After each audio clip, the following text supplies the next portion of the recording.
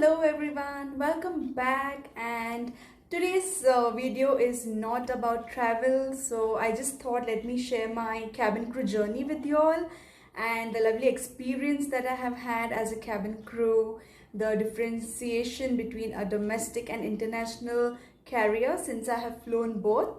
So I just thought let me make a video on my cabin crew journey. So I never had this dream of being a cabin crew or anything as such. I was pursuing my hotel management degree, and that's when Jet Airways had come to my college for campus recruitment. So that's when I was like, let me give it a try. And yes, I got through a career, and in 2011 I joined Jet as a cabin crew, and in 2013 I left, after which I joined Etihad Airways in Abu Dhabi. So how was my experience with Jet Airways? Amazing. It was really good and I really enjoyed those 2 years of my life. I was transferred from Mumbai to Cochin base in the initial flying period, and it was really good. I used to fly a lot of Gulf sectors from Cochin, because Cochin, a lot of people travel to UAE and Saudi, the whole of Gulf. So yes, I had an amazing experience out there, and I used to fly the Boeing 737 aircraft. And then after which I gave my interview for Etihad Airways in 2013. Those 7 years of my life were wonderful. I lived in Abu Dhabi, and we used to have amazing layovers. We used to fly 5 different types of aircrafts. There were a lot of variants of aircraft in Etihad. We were allowed to fly 5 different types of aircraft.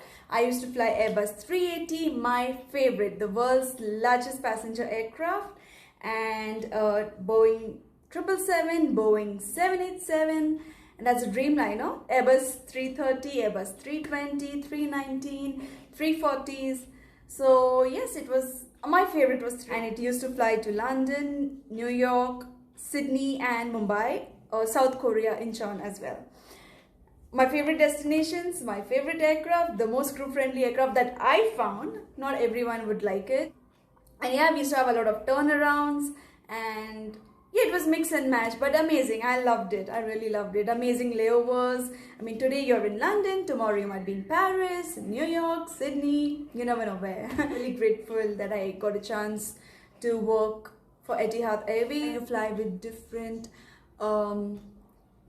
nationalities. The crew, it will be a mixed crew fleet, so you will have all the nationalities with you. Depending on the aircraft, how many crew are taken on that aircraft. So it's really good. You get to know different cultures, traditions, and the languages, the guests, the passengers. You have different types of passengers that you will meet on flight, and some are really good to talk to, or some are in different mood. Initially, of course, you start with economy, and then depending on your performance and or your prior experience, you might get a fast track, so you go to business class. And I had an amazing time in business class as well. You get to meet different personalities, and you learn so much. You get to know so much about food and beverage. There are lots of pros and cons of being a cabin crew, but for me it was always, I used to see the positive side of it because I enjoyed my journey as a cabin crew. So I would like to highlight few differences here between a domestic airline and an international airline.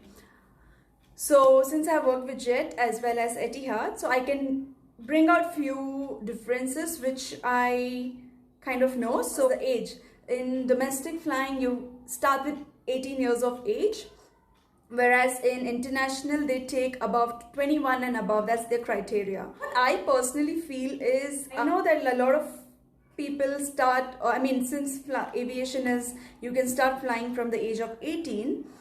I personally suggest, I'm not against it, it's my opinion, it's better to complete your graduation and then pursue flying. Or do any other job, but it's really good. I can understand there may be circumstances where people would want to start at the age of 18, but if you get a chance, please complete your graduation and then pursue it, because you get so much engrossed in flying and you start liking it so much that you might think, okay, I will study later, and you keep postponing it. So it's good that if you just complete it once and for all, because you're in that study mode, and then you start flying or any other job that you like. So it's good to complete your graduation first and also enjoy the college life. Yeah, so that's my opinion. Again, do we have training fees? Yes, in India we do have training fees, but in international flights, a carrier, you do not have training fees. So in India we pay a deposit something of 50,000 rupees, which I had paid in Jet, and also the other airlines have it.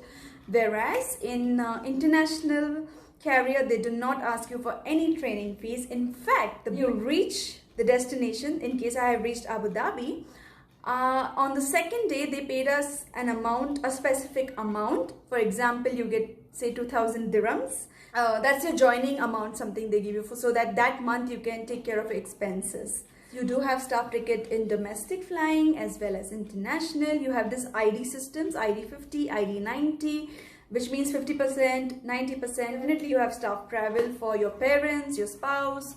And in Etihad, what we had was, I think even the other Gulf airlines, supplementary tickets, which is for your 10 supplementary, you can put 10 names, which can be your far off relatives or even friends. So that was the best part. So that goes under ID 50, ID 90 as well. You can put 10 names, and also for you, you have unlimited ID 50, ID 90 tickets. So yes, the only drawback is, but it's okay, you will be on standby, right? If the flight is full, the sector is busy, you might get a jump seat, or maybe no you might not get that flight, but you can take the other flight. But that's okay, that's fine, unless you're getting a huge discount on your ticket, right? So that's the main advantage. Salary. Yes, the salary in India is, again, the salary in airlines depends on your flying hours, your layover allowance, depending on your airline, depending on your flying hours, all that. Yeah, layovers and all.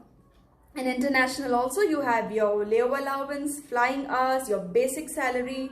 So yes, you earn really well in international flying, say something around 2 lakh and above, depending on your flying hours, the position that you're holding, your layover. Because more the turnaround, less the salary could be, you know. If you go for layover, you get that allowance as well in your salary. Accommodation. Indian flight give you accommodation? No, you do not get accommodation, and international you do get accommodation. So you will get fully furnished accommodation, and in Etihad we had Etihad and other airlines, Gulf airlines also, you will get fully furnished accommodation. You do not have to pay anything except for your Wi-Fi, internet service. That's it. Your electricity, gas, water, everything is taken care of by the company. In layover, I think in India, you have rooms on sharing basis. That's what it was when I was in Jet. You used to share room with crew member. Whereas in international flying, we do not share rooms with anyone. We get a single room for ourselves for our layover. Training in India is for 3 months. Safety, first aid, customer service, and aviation security, all that 3 months, right? Rigorous training in India.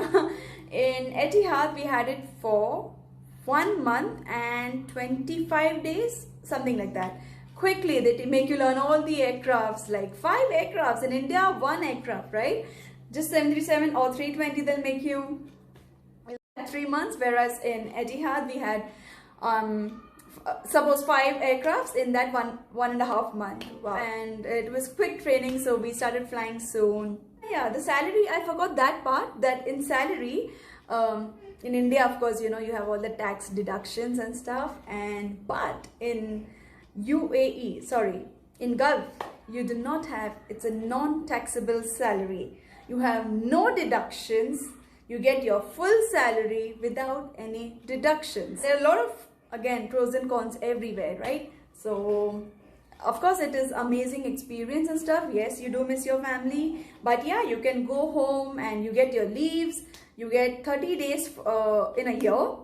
That's your leaves, right? So annual leave. So you can go and meet your family wherever you want. Etihad, when we had the system of requesting off, and I used to combine my off days with this requested off. Try, you know, I used to get it. I was so lucky always.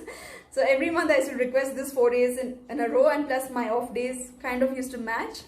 So I used to go home like once or twice in 2-3 months. Yeah, so I never felt any everything was fine. Yeah, I could go home, and you get annual leave ticket in Etihad. I mean, again, Gulf flying.